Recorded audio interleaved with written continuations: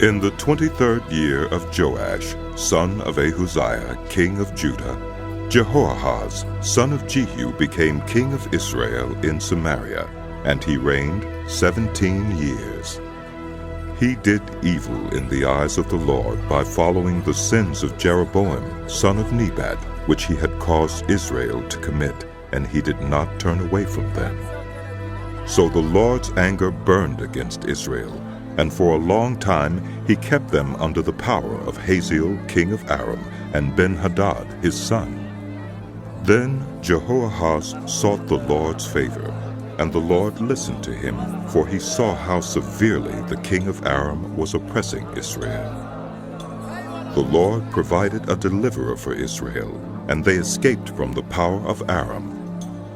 So the Israelites lived in their own homes as they had before. But they did not turn away from the sins of the house of Jeroboam, which he had caused Israel to commit. They continued in them. Also, the Asherah pole remained standing in Samaria.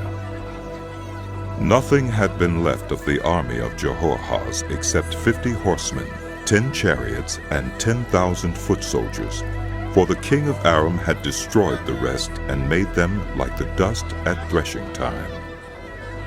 As for the other events of the reign of Jehoahaz, all he did and his achievements, are they not written in the book of the annals of the kings of Israel? Jehoahaz rested with his ancestors and was buried in Samaria, and Jehoash, his son, succeeded him as king. In the 37th year of Joash, king of Judah, Jehoash, son of Jehoahaz, became king of Israel in Samaria, and he reigned 16 years. He did evil in the eyes of the Lord, and did not turn away from any of the sins of Jeroboam, son of Nebat, which he had caused Israel to commit. He continued in them. As for the other events of the reign of Jehoash, all he did and his achievements, including his war against Amaziah, king of Judah, are they not written in the book of the annals of the kings of Israel? Jehoash rested with his ancestors, and Jeroboam succeeded him on the throne. Jehoash was buried in Samaria with the kings of Israel. Now Elisha was suffering from the illness from which he died. Jehoash, king of Israel, went down to see him and wept over him. My father! My father! He cried. The chariots and horsemen of Israel. Elisha said, Get a bow and some arrows. And he did so. Take the bow in your hands, He said to the king of Israel. When he had taken it, Elisha put his hands on the king's hands. Open the east window, He said, and he opened it. Shoot, Elisha said, and he shot. the Lord's arrow of victory, the arrow of victory over Aram. Elisha declared, You will completely destroy the Arameans at Aphek. Then he said, Take the arrows. and the king took them. Elisha told him. Strike the ground. He struck it 3 times and stopped. The man of God was angry with him and said, You should have struck the ground 5 or 6 times. Then you would have defeated Aram and completely destroyed it.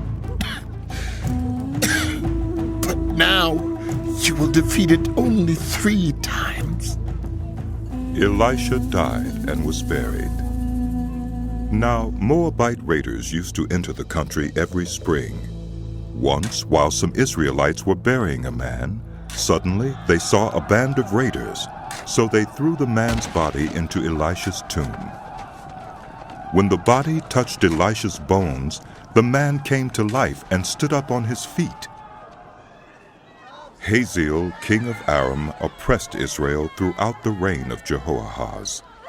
But the Lord was gracious to them and had compassion and showed concern for them because of his covenant with Abraham, Isaac, and Jacob.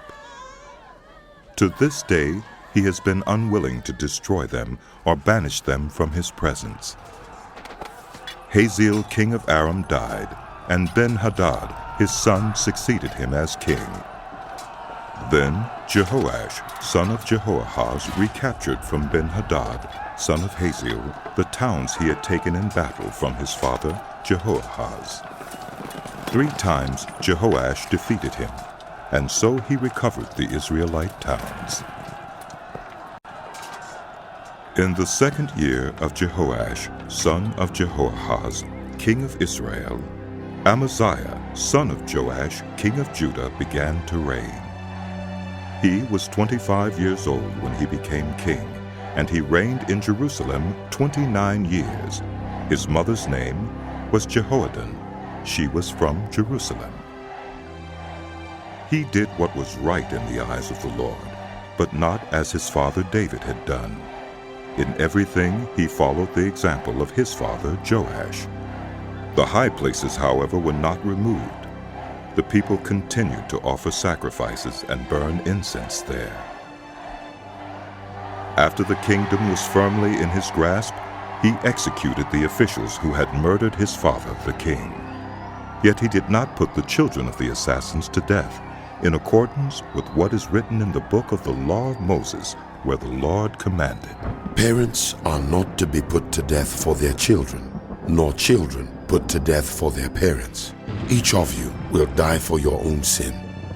He was the one who defeated 10,000 Edomites in the Valley of Salt and captured Selah in battle, calling it Joktheel, the name it has to this day. Then Amaziah sent messengers to Jehoash, son of Jehoahaz, the son of Jehu, king of Israel, with the challenge, Come, meet me face to face. But Jehoash, king of Israel, replied to Amaziah, king of Judah, A thistle in Lebanon sent a message to a cedar in Lebanon. Give your daughter to my son in marriage. Then a wild beast in Lebanon came along and trampled the thistle underfoot. You have indeed defeated Edom. Now you are arrogant. Glory in your victory, but stay at home. Why ask for trouble and cause your own downfall, and that of Judah also? Amaziah, however, would not listen. So Jehoash, king of Israel, attacked. He and Amaziah, king of Judah, faced each other at Beth-shemesh in Judah.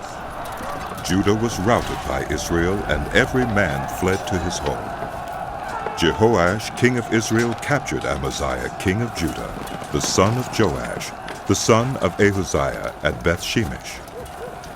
Then Jehoash went to Jerusalem and broke down the wall of Jerusalem from the Ephraim gate to the corner gate, a section about 400 cubits long. He took all the gold and silver and all the articles found in the temple of the Lord and in the treasuries of the royal palace.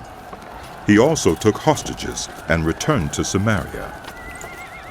As for the other events of the reign of Jehoash, what he did and his achievements, including his war against Amaziah, king of Judah, are they not written in the book of the annals of the kings of Israel?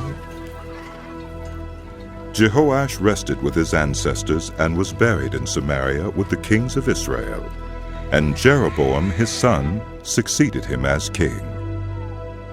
Amaziah, son of Joash, king of Judah, lived for 15 years after the death of Jehoash, son of Jehoahaz, king of Israel. As for the other events of Amaziah's reign, are they not written in the book of the annals of the kings of Judah? They conspired against him in Jerusalem, and he fled to Lachish, but they sent men after him to Lachish and killed him there. He was brought back by horse and was buried in Jerusalem with his ancestors in the city of David. Then all the people of Judah took Azariah, who was 16 years old, and made him king in place of his father Amaziah. He was the one who rebuilt Elath and restored it to Judah after Amaziah rested with his ancestors. In the 15th year of Amaziah, son of Joash, king of Judah, Jeroboam, son of Jehoash, king of Israel, became king in Samaria, and he reigned 41 years. He did evil in the eyes of the Lord, and did not turn away from any of the sins of Jeroboam, son of Nebat, which he had caused Israel to commit.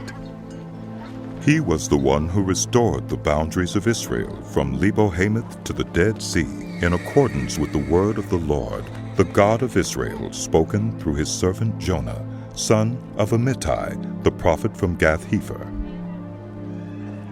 The Lord had seen how bitterly everyone in Israel, whether slave or free, was suffering. There was no one to help them. And since the Lord had not said he would blot out the name of Israel from under heaven, he saved them by the hand of Jeroboam, son of Jehoash. As for the other events of Jeroboam's reign, all he did, and his military achievements, including how he recovered for Israel both Damascus and Hamath, which had belonged to Judah, are they not written in the book of the annals of the kings of Israel? Jeroboam rested with his ancestors, the kings of Israel, and Zachariah his son succeeded him as king.